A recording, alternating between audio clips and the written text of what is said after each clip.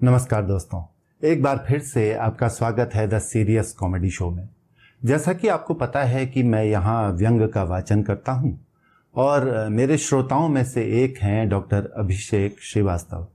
उन्होंने कई बार मेरे चैनल के ही माध्यम से ये आग्रह किया कि उनकी पुस्तक सरफिरी कहानियाँ में से मैं किसी व्यंग का वाचन करूँ। उन्होंने अपनी पुस्तक मुझ तक भिजवाई और आज ये अवसर आया है कि मैं उनकी पुस्तक सरफिरी कहानियाँ में से उनके एक व्यंग का वाचन कर रहा हूँ। इस व्यंग का शीर्षक है जादू।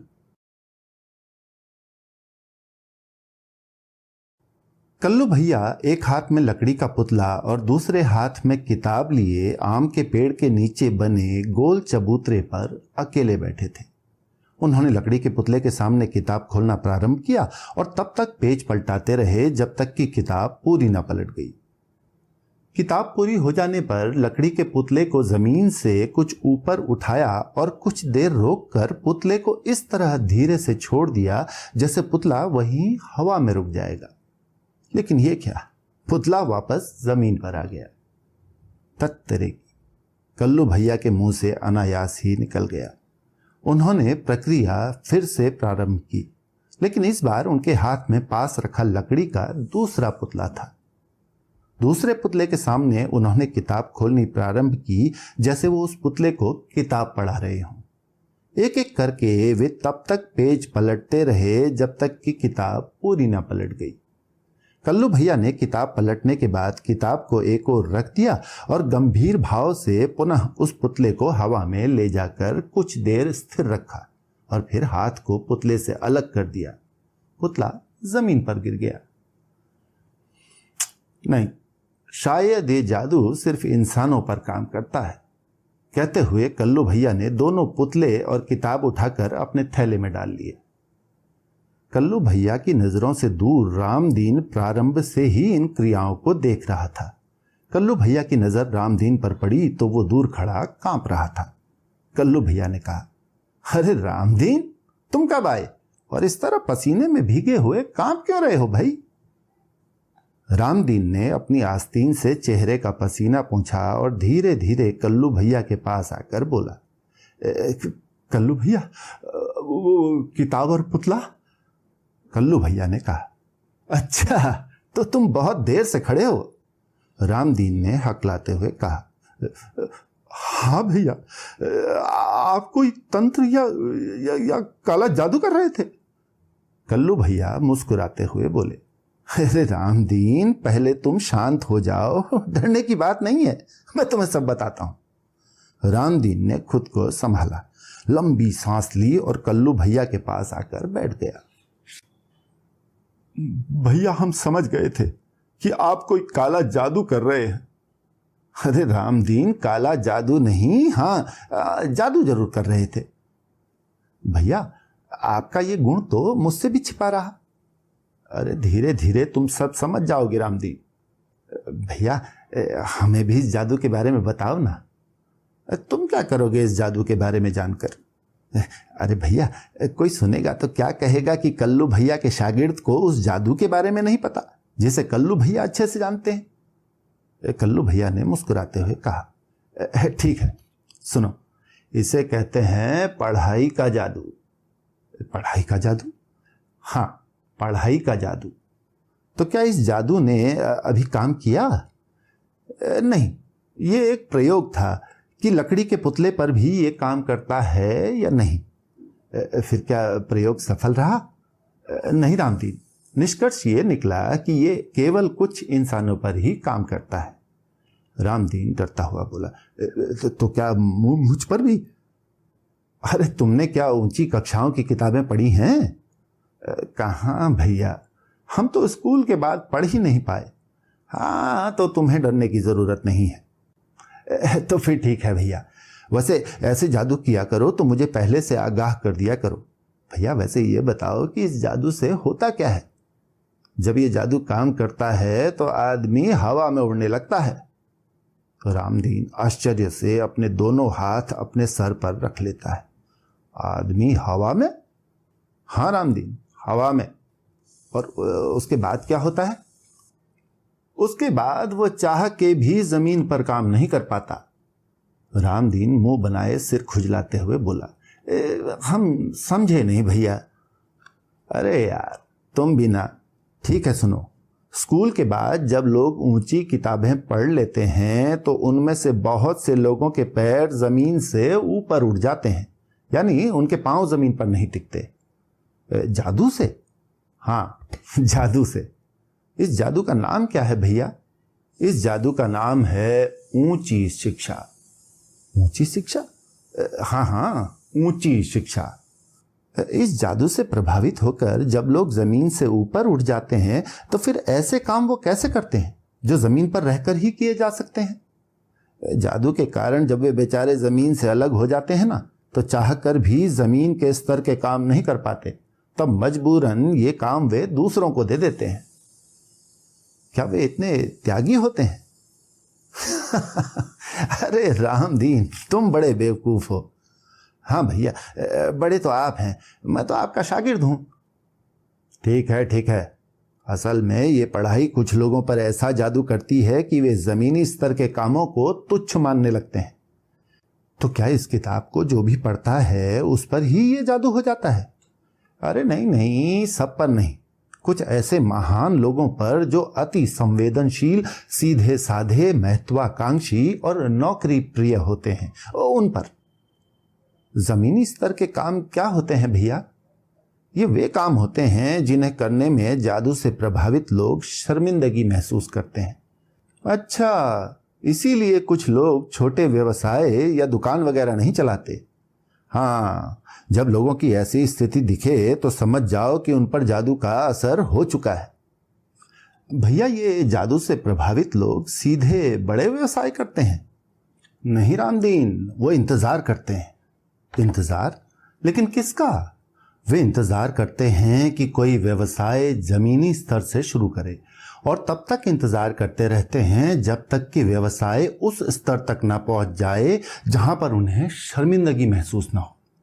अच्छा, उसके बाद वे उस व्यवसाय को संभाल लेते हैं? अरे नहीं रामदीन, उस व्यवसाय को संभालते नहीं बल्कि उन व्यवसायों में नौकरी कर लेते हैं। आश्चर्य है भैया, जिस व्यवसाय को जमीनी स्तर से प्रारंभ करने में शर्म आती है, उसी व्यवसाय को बड़े होने पर उसमें नौकरी कर लेते हैं। इस जादू का तो बड़ा खतरनाक असर है। कल्लू भैया हंसते हुए बोले, अरे क्योंकि हम इसे दूर से देख रहे हैं इसलिए ये हमें ऐसा दिख रहा है, लेकिन जब ये किसी पर काम करता है तो उसे इस बात का एहसास ही नहीं होता कि वो इस जादू के प्रभाव में है।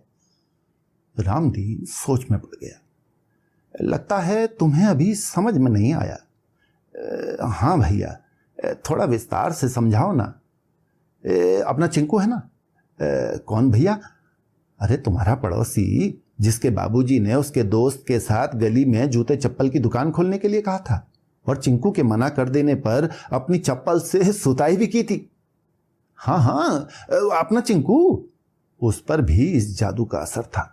अच्छा, क्या उसके दोस्त पर भी था? अरे नहीं, उस पर असर नहीं हो पाया था, इसलिए चिंकू के मना करने के बाद उसने अकेले ही उसी गली में जूते चप्पल की दुकान खोल ली थी। लेकिन अभी तो चिंकू के दोस्त का शहर में जूते चप्पल का बहुत बड़ा शोरूम है। चिंकू इसी समय का तो इंतजार कर रहा था। पहले वो काम उसे जादू के प्रभाव के कारण छोटा दिख रहा था, लेकिन अब वो व्यवसाय उसके स्तर पर आ गया है। चलो अच्छा है, देर आए दुरुस्त आए।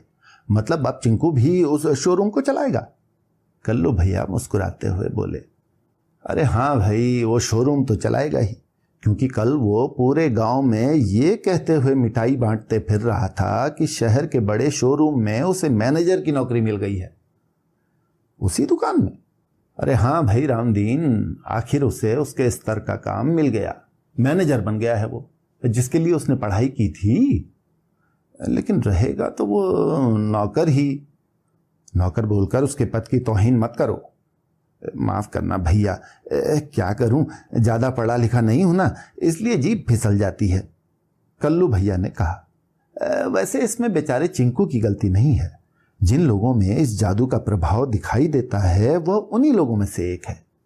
भैया आप बहुत महान है। रामदीन ने अपने दोनों हाथ जोड़ लिए। देखो रामदीन, हमें मस्का पसंद नहीं है, हमें मस्का न लगाया करो। नहीं भैया, हम मस्का नहीं मार रहे, हम तो सच कह रहे हैं। आप देखिए ना, आपने इतने बड़े जादू को इतनी आसानी से मुझे समझा दिया। रामदीन, ये तो सीधा साधा उदाहरण था, इसलिए तुम्हें बहुत आसान लग रहा है। वास्तविक समाज में ये इतनी आसानी से समझ में नहीं आता। ठीक है भैया, अब तो हम आपके पीछे पड़ी गए हैं, तो जब मौका मिले जादू समझाते रहिएगा। कुछ देर रुककर रामदीन ने पुनः कहा, कल्लू भैया, इस जादू के शर्मिंदगी के अलावा और भी लक्षण हैं क्या? तुम तो बड़े जिज्ञासु किस्म के हो रामदीन। अब ज्ञान बंट रहा हो तो जितना मिल जाए ले लेना चाहिए। कल्लू भैया ने रामदीन की पीठ पर प्यार से धौल जमाई। जब बात अब की ना तुमने हमारे शागिर्द वाली बात, तो सुनो। शर्मिंदगी के अलावा इस जादू के कुछ और लक्षण देखे गए हैं, और उनमें से एक है ज्यादा सोचना। ज्यादा सोचना? हाँ रामदीन, जब ये जादू असर दिखाता है तो लोग कोई काम करने से पहले जरूरत से ज्यादा सोचने लगते हैं। भैया, हम फिर नहीं समझे। अच्छा रामदीन, तुम शहर गए हो? हाँ भैया, गए हैं। तो वहां जब तुम्हें रोड पार करनी होती है तो तुम क्या करते हो? भैया, एक बार बाएं देखा, फिर दाएं देखा और रोड पार कर लेते हैं। हाँ, अब यदि ऐसे लोग जिन पर इस जादू का असर है उन्हें रोड पार करनी हो तो वो पहले बाएं देखेंगे, फिर दाएं देखेंगे, फिर बाएं देखेंगे, और यदि कोई दूर से भी गाड़ी आ रही होगी तो सोचेंगे कि कहीं उससे एक्सीडेंट न हो जाए, इसलिए फिर रुक जाएंगे और फिर बाएं देखेंगे। क्या भैया, आप भी मजाक करते हो? कल्लू भैया ठहाका लगाते हुए बोले। अरे हाँ यार, कुछ ज्यादा हो गया। कल्लू भैया के हंसने पर रामदीन भी हंस दिया। मान लो दो लोग हैं जिनमें से एक पर इस जादू का असर हुआ है और दूसरे पर नहीं। दोनों के पास इतना धन है कि वे व्यापार कर सकते हैं, अपने बनिया जैसे। वही समझ लो भाई, जिस पर जादू का असर नहीं है वो तो उससे व्यापार शुरू कर लेगा, लेकिन जिस पर जादू का असर हो गया है वो बार बार व्यापार शुरू करने के लिए सोचेगा, बिल्कुल रोड पार करने वाली परिस्थिति की तरह, जिसमें एक तो तुरंत रोड पार कर जाता है जबकि दूसरा बार बार आने वाले खतरों को देखता रहता है। क्या ये जादू लोगों को इतना बुद्धिजीवी बना देता है? हाँ, ये जादू लोगों को ज्यादा चिंतक बना देता है। कुछ देर रुककर रामदीन ने पुनः कहा, भैया, आप गोवर्धन को जानते हो ना? कौन गोवर्धन? अरे भैया, हमारा पड़ोसी। अरे वही जो 5-6 साल पहले स्कूल में नकल करते पकड़ा गया था और तब स्कूल के मास्टर साहब ने खूब कुटाई की थी। हाँ भैया, वही। आपकी याददाश्त बहुत अच्छी है भैया। गोवर्धन अभी क्या कर रहा है? बहुत सालों से दिखा नहीं। स्कूल के बाद वो शहर चला गया था ऊंची वाली पढ़ाई करने। ओह, तो अब क्या करता है? भैया, अपने सरपंच जी के स्कूल में मास्टर साहब बन के आया है। क्या बात है भाई, चलो किसी ने तो गांव में तरक्की की। भैया, पास के गांव में एक फैक्ट्री खुल रही है, सीधी भर्ती निकली है। तो मैं भी भर दूं क्या? क्या काम करोगे? जो काम मिलेगा कर लेंगे। कितना पैसा देंगे? भैया कह रहे थे कलेक्टर गाइडलाइन के हिसाब से 400 रुपये दिन देंगे। महीने में कितने दिन काम मिलेगा? पूरे दिन, मतलब महीने में लगभग 12,000 रुपये कमा लोगे। हाँ भैया, फिर ठीक है भाई, महीने भर बाद मिठाई का डब्बा लेकर जरूर आना। अरे भैया, आप बोल दिए हैं तो जरूर ले आएंगे। ठीक है, आज की बैठक खत्म करें? जैसा आप कहें भैया। तो फिर ठीक है भाई, जय राम जी की। रामदीन ने सिर झुकाकर दोनों हाथ जोड़ लिए। कल्लू भैया अपने घर की ओर जा रहे थे। पीछे से आवाज आई, कल्लू भैया राम राम। कल्लू भैया ने पीछे मुड़कर देखा तो पीछे गोवर्धन आ रहा था। कल्लू भैया ने कहा, अरे गोवर्धन, तुम कहां से आ रहे हो? भैया, इतने सालों बाद भी आपने हमें पहचान लिया। अरे क्यों ना पहचानेंगे भाई, अभी कुछ देर पहले ही तो रामदीन से तुम्हारी बात हो रही थी। अरे वाह, वैसे मेरे बारे में कुछ विशेष चर्चा चल रही थी क्या? नहीं, कुछ विशेष नहीं, रामदीन बता रहा था कि तुम मास्टर साहब बन गए हो। हाँ भैया, आखिर हमारी इतनी सारी ऊंची पढ़ाई रंग ले आई, हम मास्टर साहब बन गए। बहुत खुशी की बात है गोवर्धन, इतनी ऊंची पढ़ाई करके तो तुम्हें मास्टर साहब बनना ही था। तुम सरकारी मास्टर साहब बनने के लिए प्रयास क्यों नहीं करते हो? अरे भैया, सरकारी मास्टर साहब की भर्ती अब कहाँ निकलती है? अब तो हर जगह निजीकरण हो रहा है। ये बात तो है भाई। रामदीन बता रहा था कि तुम सरपंच जी के स्कूल में पढ़ा रहे। जी भैया, सरपंच जी कितना देंगे? भैया पूरे 3,000 रुपये में बात हुई है।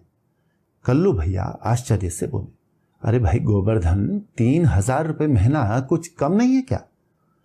हाँ थोड़े कम तो हैं, लेकिन भैया इतने लोग हैं माँ साहब बनने के लिए कि मैंने मना किया और 50 लाइन में लग जाएंगे।